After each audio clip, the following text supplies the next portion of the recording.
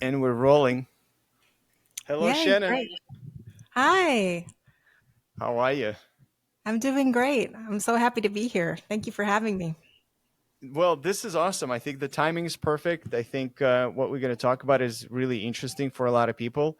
Um, I'm going to give a quick introduction and we're going to see where we go with this conversation. But there are some couple questions that I wanted to ask specifically on planning, the financial planning, and especially where do people get their finances wrong.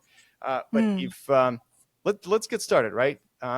great. So I wanted to welcome you to Zen One podcast. This is Shannon Blackmon, and you're a certified financial planner.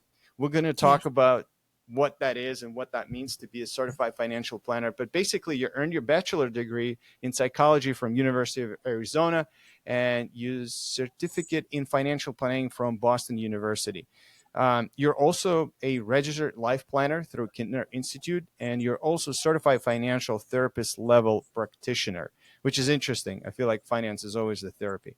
Um, Yeah, it you is. serve as a co-chair for a Horizon Foundation Professional Advisors Council, and you're a dental speaker, member of a dental speaker institute. So, Shannon, welcome to Zen One podcast, and I'm excited to talk to you about the finances today. Yeah, I've been looking forward to this conversation. So excited. What do you think people get wrong about finances?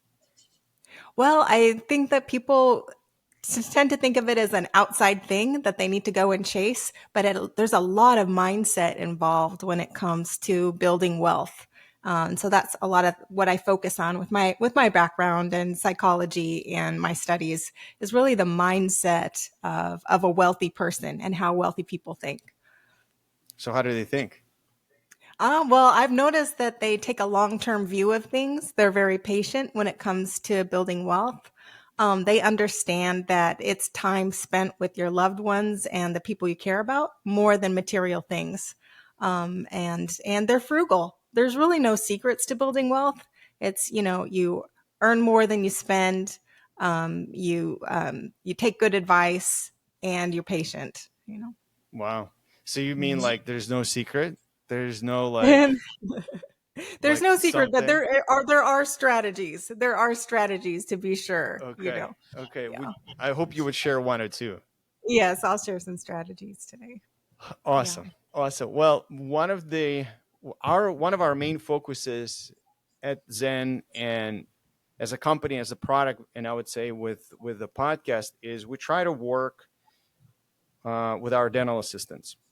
And Hmm. so probably, you know, I don't know. Every time I talk to dental assistants, nobody has any conversations about financial planning or wealth creation when it comes to dental assistants, right? So that's where I wanted to take the turn and talk with you.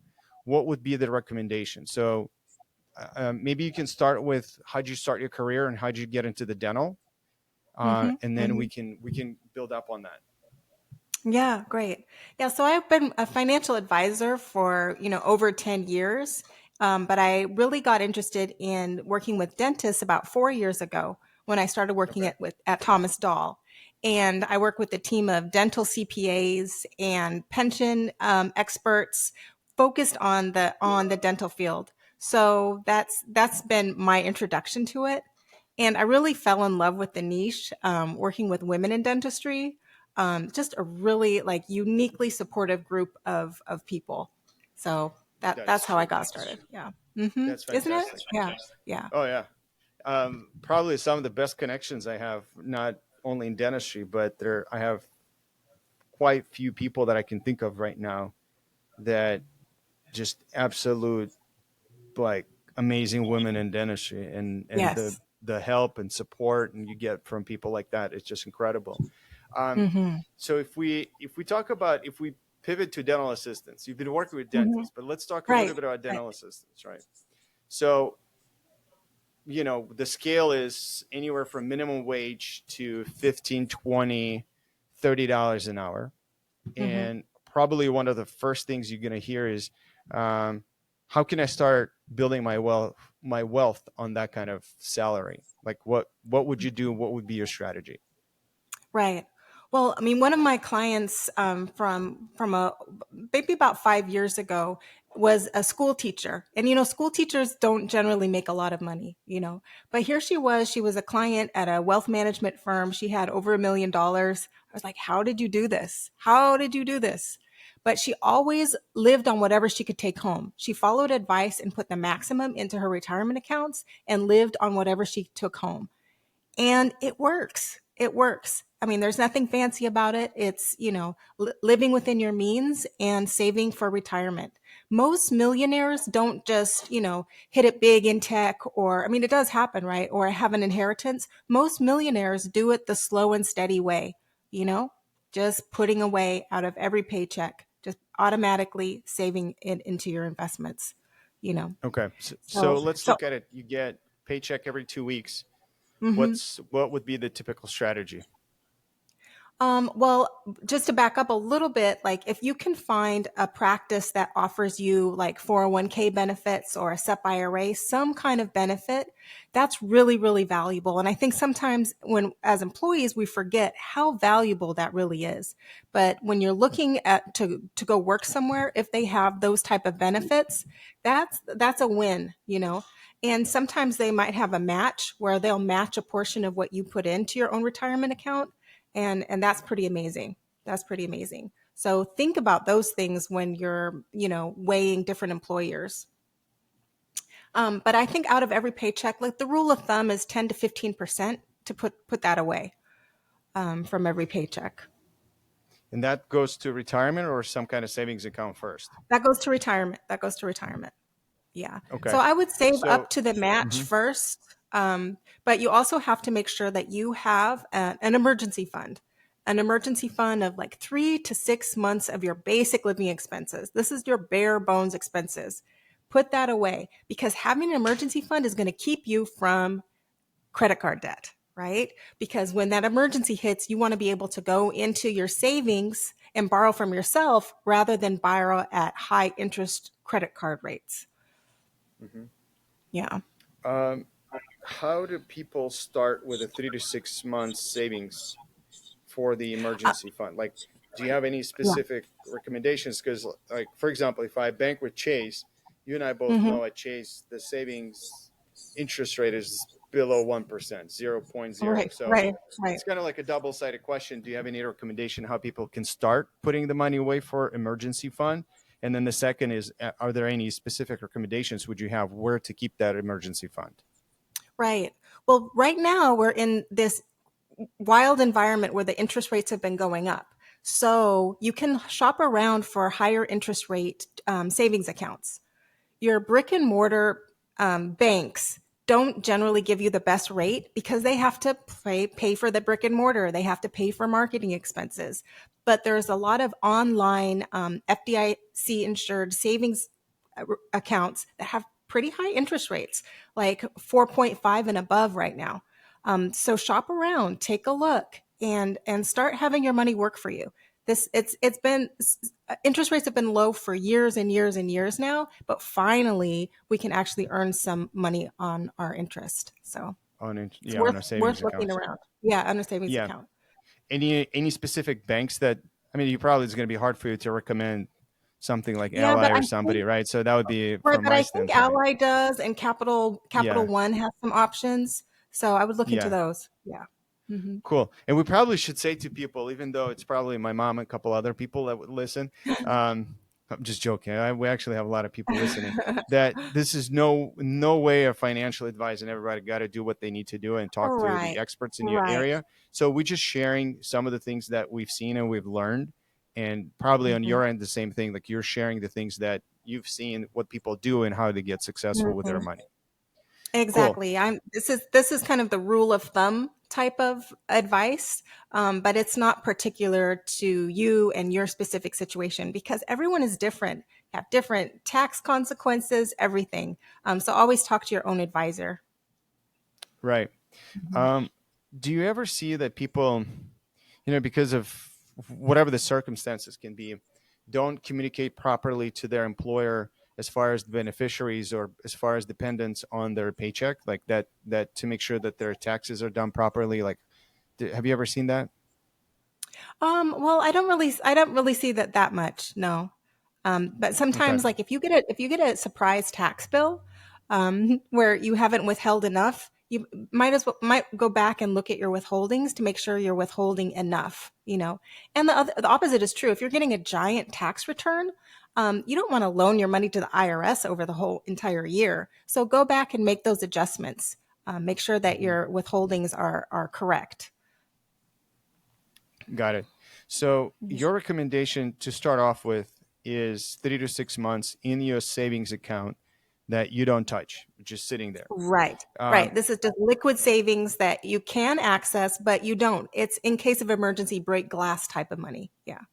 okay, Hmm. sounds good. So once you have that built, first of all, you're gonna have a ton of confidence. I've seen quite a few Mm, people that once they get the money in their emergency funds, you can tell like they can breathe now, right? So like the wings yeah. open up, and Right. all of a sudden, even if you work, which is probably not that many dental offices, but if you do work in a dental office with a negative environment, you don't have to stay there. Now you have a freedom to go out and choose where you want Right. to work, and that emergency fund gives you a lot of confidence.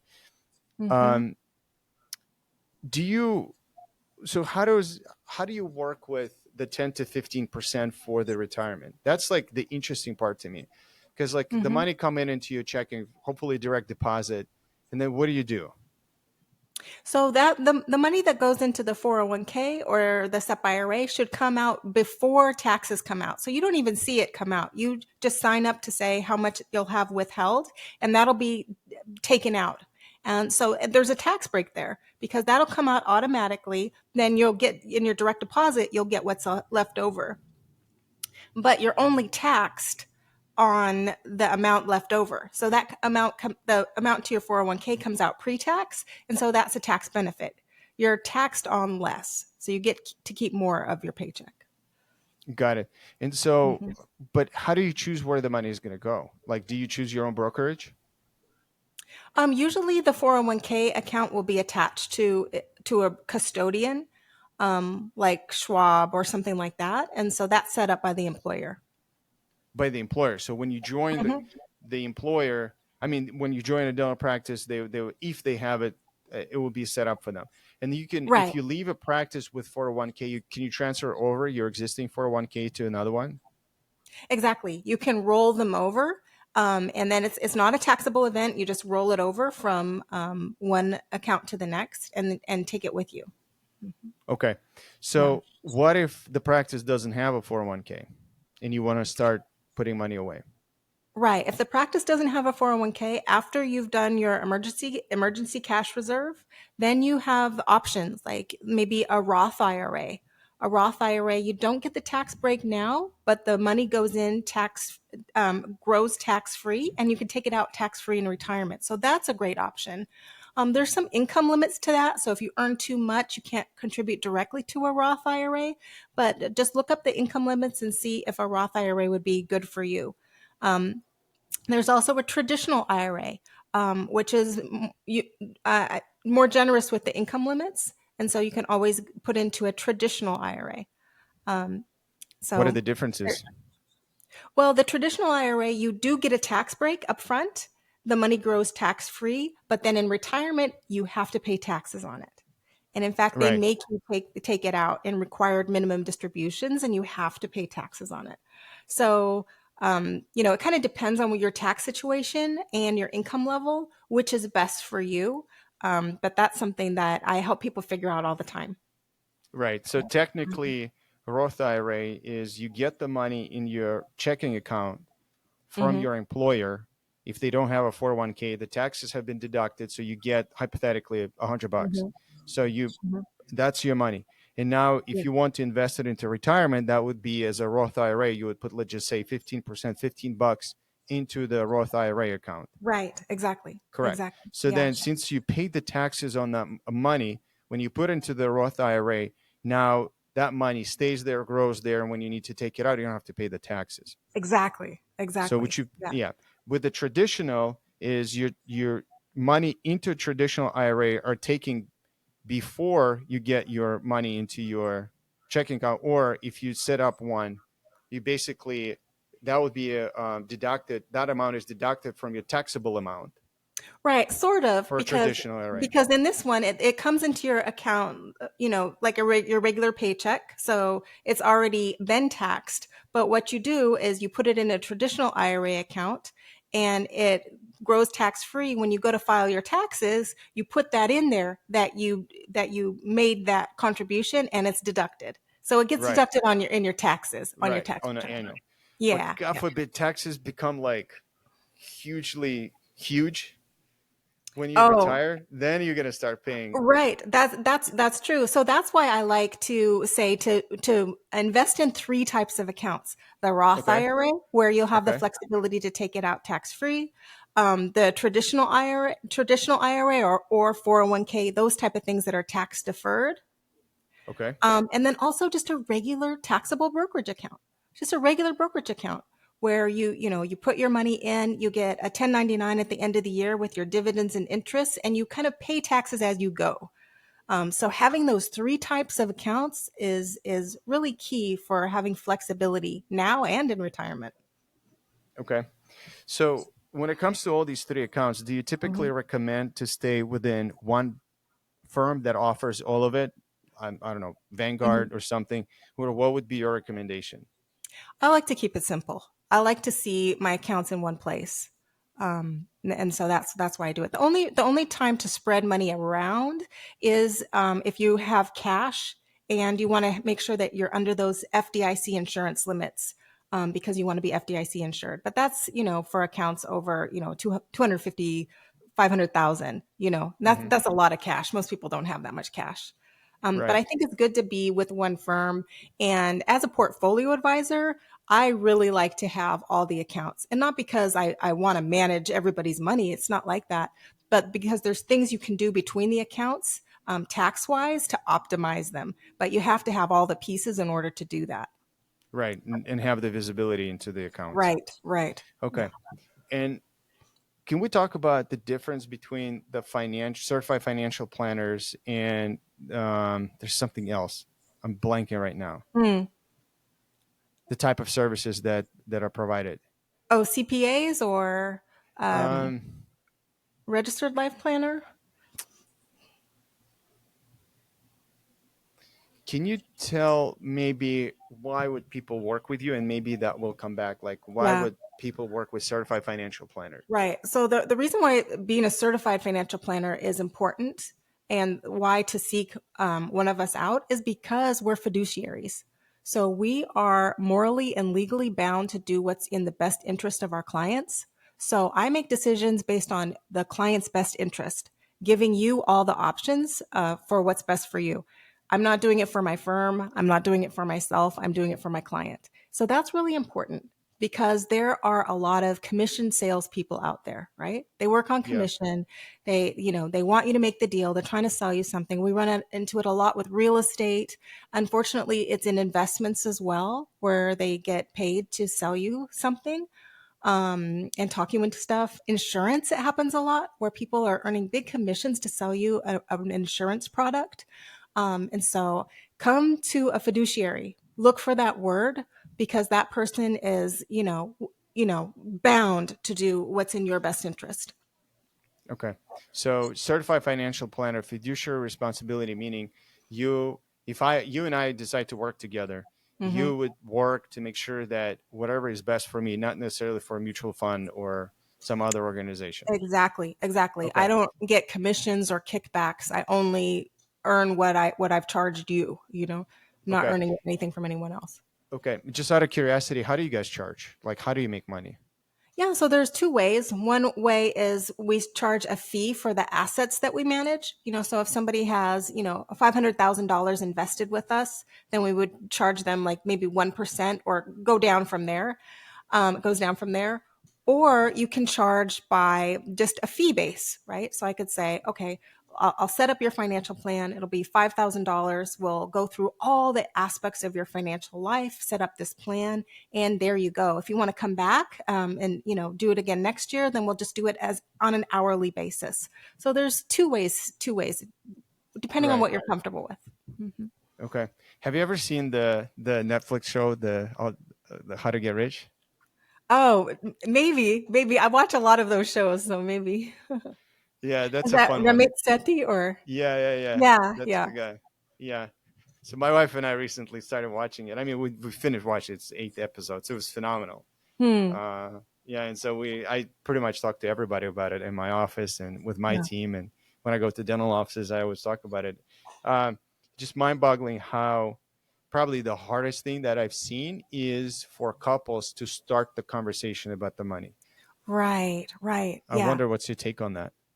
Yeah, like I've sat down with so many couples, right? So many Yeah, couples and maybe like 1 out of 10 couples will be on exactly the same page. And I'll be like, "Wow, I never see this." Because usually there's one who's a saver, one who's a spender, right? yeah, One who's, the big thinker, one who's detail oriented. And so we are couples, right? So that we can complement each other. But many times people have different styles and different money stories. So money stories are things that's something really fascinating to me. They've done like psychological studies on the different types of money scripts that we grow up with. And like everybody's different, right? And we grow right. up with these ideas around money. And so when you come together as a couple, then sometimes you have these clashing goals and clashing values around money. Um, so I like to set things up like with the accounts. I like to set things up so that there's one main household account, and then she has hers and he has his, where one partner has theirs and the other partner has theirs. So you have some autonomy, and so you can, buy some flowers without the other person knowing, but also you have that main account that you're both contributing to. So you can both contribute 50-50, or you could do it pro rata. Like if somebody earns more than the other, you could, do it. Oh, I do 70% and you do 70% of my income, you do 30% of your income, and we put it in this main pot. Because I think it's important to have autonomy as well as cooperation with that. Interesting. Yeah. So you people get their direct deposits to their checking accounts, and then there's a Mhm. joint account where they put the money in. Right, right. So you put Huh. you'll have a household account for those household expenses that you both share in, and then you'll put in for that. But then you also Interesting. keep your own money so that, I mean, I like to go to yoga retreats. My partner is like, Right. "What are you talking about?" I'm Yeah. gonna go Yeah. watch a fight in Vegas. Okay, well, you go do that. I'm gonna do this, and we don't have to fight about it because we have our own money, but the house is covered. Interesting. Yeah. Interesting.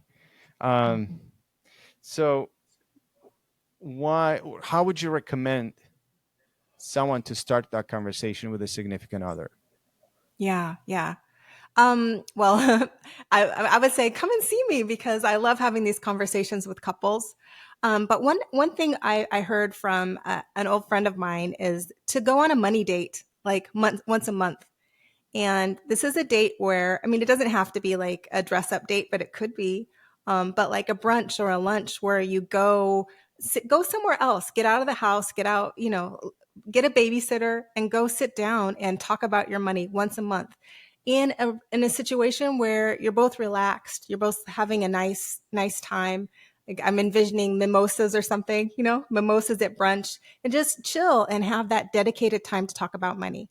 Don't talk about money, when you're both on your way to work in the morning and you're trying to hustle. Don't do it at that time. Give a dedicated space for that. um, because we really need I like to say, like, we're ancient bodies in a very modern capital market society, right?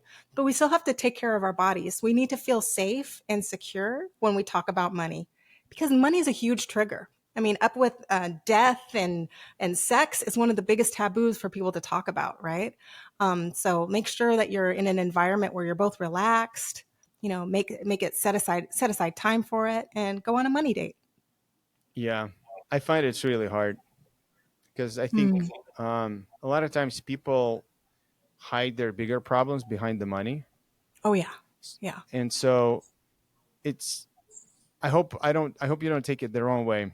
I just feel like it's hard for people to feel relaxed to talk about the money, to go on a date and sit down and just like pretend that nothing else in their relationship matters. It's just let's just talk about the Mm. money. Like so. And I've seen. I mean, I have friends now that really really well off, and they're getting to the point where they they need to have these conversations, right? When you Mhm. don't make enough, there's not much to talk about. Like, what are you going to slice a hundred Right. dollar grocery budget between like diapers and the groceries, right? So like, it's just no point. I think when it becomes interesting is when you start earning money and you start setting aside. And usually what I see the problem is somebody sacrificed like 5, 10 years of their life waiting for a moment that they're going to start finally making a decent salary, Mm. either went through some school or went through some, like experience of building a company or something like that.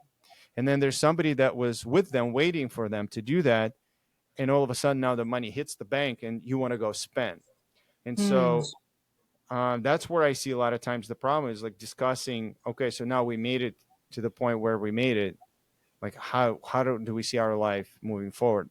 How do we see our life in 5 years? And having those kind of conversations first before you even talk about like the money and how we're going to split it up or anything like that. Because one person wants to buy BMW and another person wants to drive a shitty car for another Mm. 5 years Mhm. simply because they want to buy a house, right? So like all these conversations, I feel like should be first before you say, okay, then, all right, let's split it up 70-30 or 50-50 or whatever they decide. Right. I actually agree with you. Like the money date doesn't have to be about the numbers. In fact, it should be beyond the numbers. Like Mm-hmm. what are our goals and what are our values, right? Because you want your partner to feel fulfilled, right? Is a BMW going to be the fulfillment? Like what's really going on there? What are the values? What are the goals? And so I do think that that's important. Yeah, Um, and the trigger points too. yeah, yeah, So for a right. lot of people, my wife and I, when we talk about the money, for example, there are certain words that trigger her and certain words that trigger me. So Mm, like it doesn't mean what she means, but sometimes she would say specific words and that can be something like that I don't expect. Or in my world, it's like, all right, now we're gonna go and spend all the money, right? So that's not the case. mm, But a lot hmm. of times what you said from a childhood, we were preconditional about a lot of things. Right. And these words are triggering. And I think it's worth exploring. Okay, so I said this. How did you feel when I said that? Like, how did it Mm-hmm. make you feel? And then, okay, so that you know that it's not what I meant. Okay, so how do I rephrase that, or how do you hear that when I say things like that? And I think that's important for people to get the vocabulary under control. That then when they have the conversation, it's not like, well, you're always spending all the money, right? So that's a big statement. Mm. Or you're Yeah. like, it's almost like you're always wasting all the money. Right, So right, right. yeah, Yeah. Yeah, it is we because it's so individualized, what our definitions of wealth and poverty are. So when you come together, it's almost like you have to learn the language of the other person, learn to right. speak their language, and yeah, Yeah, and vice versa. and vice versa. Um, when you say, I want to go back a little bit. When you say when you work with people, you have different types of fees. It could be Yeah. a percentage or it could be a hourly basis. So, and then you mentioned that it would cost about $5,000 to set up. Hmm. Again, I'm going to go back to my example with a dental assistant with, let's just say, $25 an hour, which is not a Hmm. lot. And hopefully, Right. majority of the dental assistants are female. So I'll say, hopefully she has a partner that makes money too. And now jointly they maybe they can afford it, maybe not. But if Hmm. let's assume they can afford somebody like you, what would be their steps? Like, how would they go about setting up their wealth creation? Yeah, well, you just come and make a discovery appointment. And so during the discovery process, I go through all of these things. Like I like to, which is the life planning aspect of what I do. So my job is to uncover your goals and to really talk about that and find out what's most important to you. What do you value? Because really the finances, the numbers and the money are just the architecture to hold up what your dreams are, right? What your goals are. And so I spend a long time getting to know people and what really makes them tick Can, before I can you make give an any example, recommendations. like a couple of questions? Yeah, like I would ask you, what are some of your earliest memories of money in your childhood? Did you hear about money growing up? What did you learn about money growing up? Um, and then I have some assessments on money scripts that I like to give out. And I can send you one if you want to try Sure. it. Yeah, that'd be Yeah, great. yeah. Yeah, we'll share it with And people. Yes, yes. And then also, visioning too. Like if you had all the money in the world, what would you do? What would you do with your time? What would your life look like? Because that's really you, away from all the worries. That's you. That's your authenticity trying to come through. So we're going to build a plan to make that happen. So that's the first step. Okay. And Yeah. then if again, if people can't afford somebody like you, Hmm. what do they Hmm. do? What would you recommend? Well, there are low cost options out there for sure. There are definitely low cost options out there. And even myself, like I'm going to I do a reset your money mindset workshop, which is, very low cost, but it goes through all the questions, like I was saying, and the money mindset. So I think that's very, very important. And this basic account setup, where how to set up basic accounts. So even within my industry, I try to make it accessible for more people, because everyone should have this basic knowledge of the inner and outer aspects of wealth. Right. So when you say inexpensive options, what would that look like? I mean, like you can set up like we've mentioned. Did we mention Schwab or Hmm. Chase? I Vanguard. think Vanguard. You can set up a Roth IRA or a traditional IRA, a brokerage account at those places. So while you're accumulating, um, I don't want to say it doesn't matter, but you just get something set up and start putting money in there, right? And then when you get to about, $100,000 or $250,000, that's when you're going to need to say, okay, where's the best place for me to put my assets, right? That's where it gets more complicated. At that point, you might want to consider either hiring somebody or being on a robo advisor platform where it can do the rebalancing for you. A mistake I see DIYers make is not doing the rebalancing. Hmm. But now there's systems like I think Wealthfront, Betterment, and I'm sure Vanguard, other places have that option where you can it does automatic rebalancing to the portfolio that you've chosen. So there's a lot of options. Um, Yeah. yeah. Can you talk about rebalancing, what that means? Yeah. So when you set up your portfolio and let's say you do it with me and you decide, hey, I want to be in a moderate allocation. I want to have 60% in stocks, 40% in bonds. I want to keep it like that, and that's our model going forward. Then as the market shifts, right? Maybe equities do really well, one quarter, and fixed income doesn't do as well. So then there'll be more equities in your portfolio, maybe 65% or 70%. Well, that's not what we want. That's more risk than what we wanted. So we're going to rebalance. We're going to sell the gains and buy more of the losers, right? So we're going to sell some of the winners, buy more of the losers, and in that way, we're forcing us with the rebalancing. We're forcing ourselves to buy low and sell high, right? Which we know is how that works. So that's something that you want to do. You don't want to do it too often, right? You just want to make sure that, when it goes out of balance, that you rebalance. The reason why you don't want to do it too often is you don't want to incur uh, trading fees, right? You don't want to have excessive trading fees in there. Yeah, and most of the platforms I feel like now don't charge for trading fees. Yeah, there are really low trading fees now. Right. So I know they, Schwab is pretty low, and there's a lot that are zero. yeah, Yeah, yeah, yeah. and I think again, just to bring it to a little bit more simplicity, when you say a portfolio, and then somebody comes in moderate, I Mhm. mean, can you expect people to come to you and say, I want 60% in this and 40% in that? Like, you probably do that through the discovery, right? Right. We do that through the discovery, and then I have a risk assessment that we go through. And then I do what's called a Monte Carlo simulation, which says, okay, these are your assets now. These are your goals, because we've gone through all the goals. And what are our chances of, having a successful retirement? Which retirement for me means the day that work is optional, right? And then that'll help me know, like, oh, do we need to be more aggressive to meet our goals?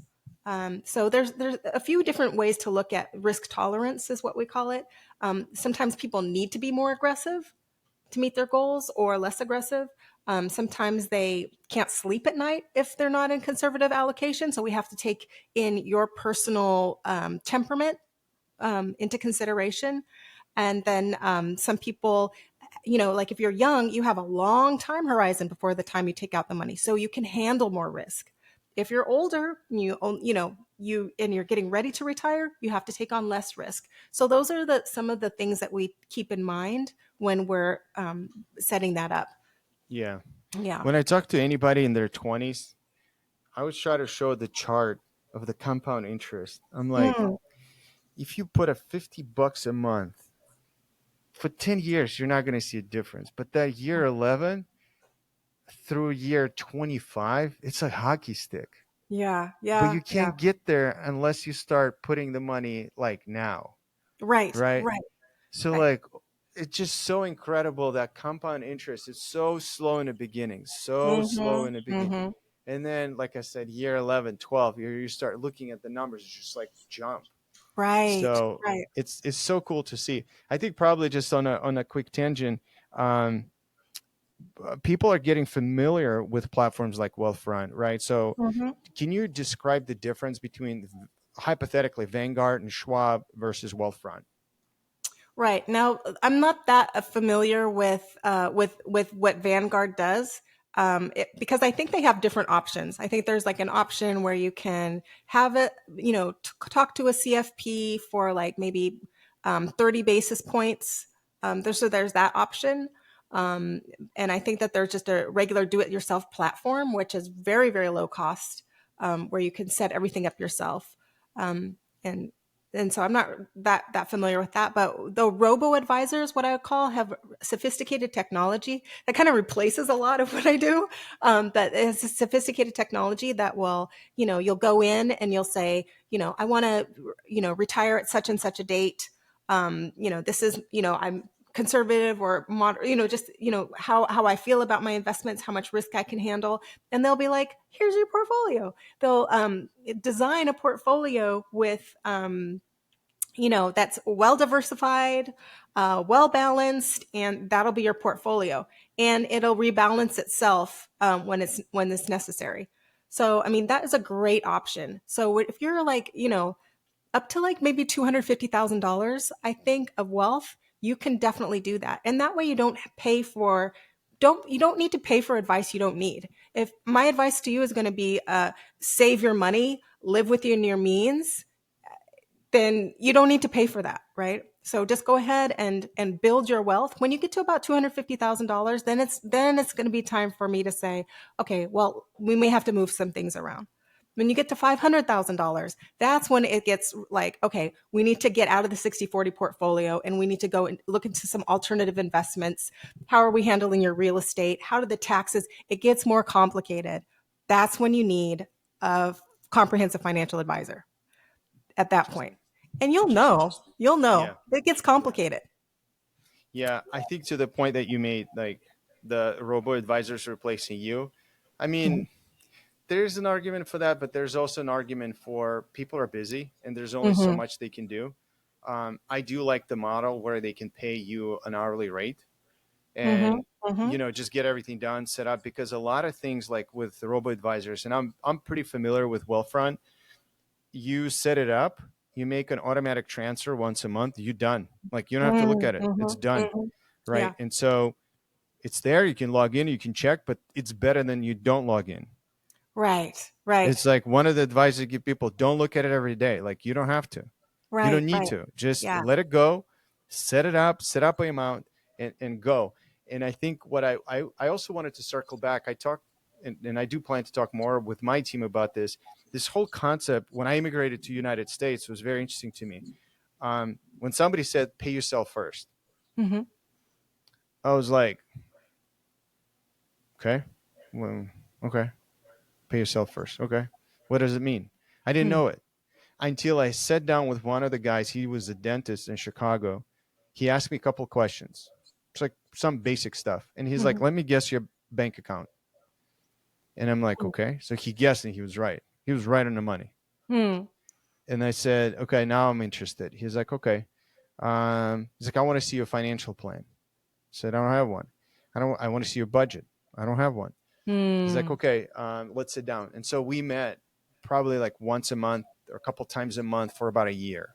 And Wow. he prepared a plan, like we set up the goals and things like that. And he explained to me what it means to pay yourself first. So imagine you creating yourself, and I'm sure you know, Shannon, I'm just Hmm. talking to Yeah. our listeners. Imagine you create a spreadsheet. It should be pretty simple. One side of the column is your income, and the other side of the column is your expenses. Hmm. But before you go into the expenses, you create a section called either savings or the retirement and things, or saving for the house and things like that, or whatever your goals and aspirations are. Hmm. In that section that you talked about, 10 to 15%, and people can decide whichever the percent should be. But that section is what I call myself first, or pay myself Hmm. first. So Yeah. meaning I get the income, $100, hypothetically, right?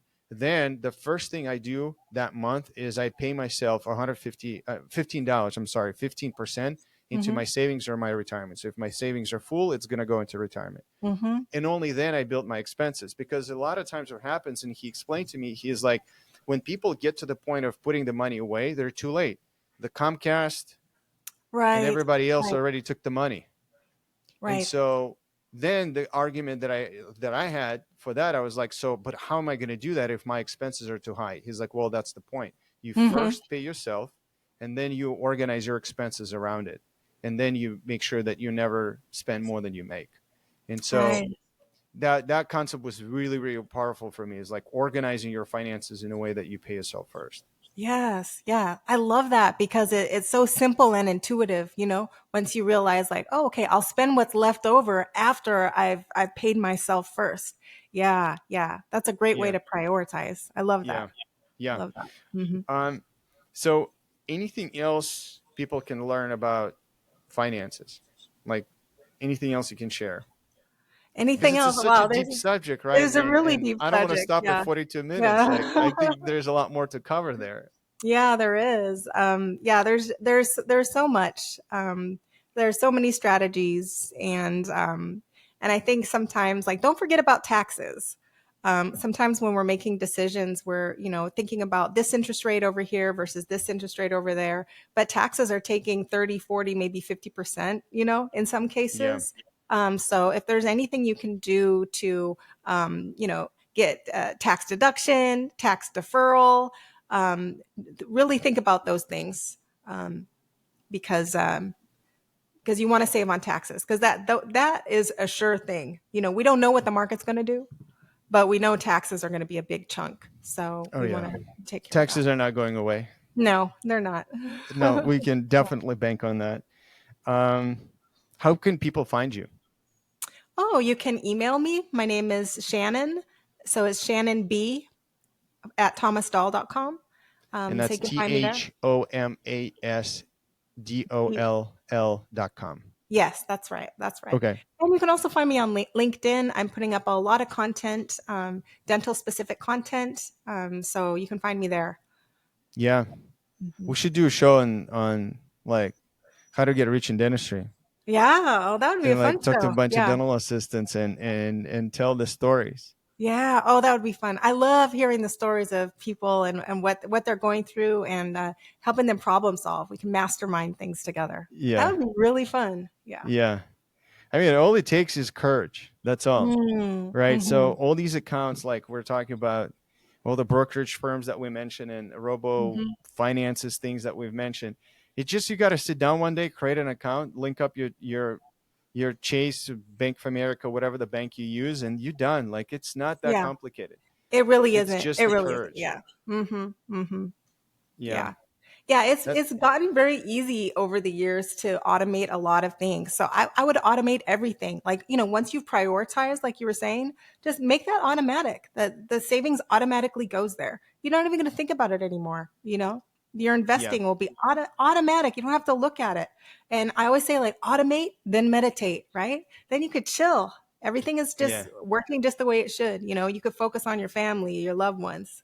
Yeah, or if you're like me, you can continue working your butt off, but know that everything is Oh, automated, and right. try to make more. So why not? Right?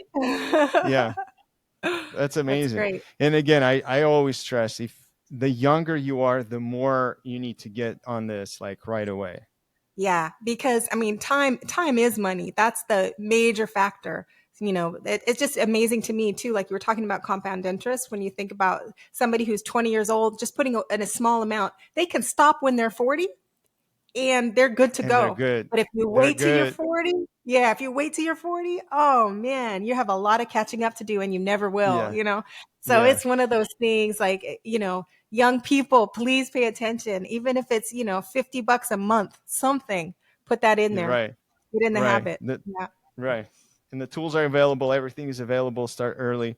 Yeah. Shannon, thank you so much. That was short and sweet, and that's a really really good information for people. Hopefully, we can unpack a little bit more I for love our that. dental assistants in the future. Yeah, maybe some Hmm. specific stuff, and who knows? Maybe we'll do workshops where we invite people and we just say, "Hey, bring your stuff, and we're gonna walk you through on how to set things up yourself." And so, Yeah. Yeah. again, as long as we're not breaking any laws to like recommend something to people, and because we're not going to make commissions or anything, we just want to help Right. people, but Right. Right. I think it would be Exactly. really really helpful. Yeah. Good. Yeah. This is good knowledge, good wisdom. Yeah. Cool. Thank you so much, Shannon. We'll talk Thank soon. you. All right. Thank you. Take care. Bye.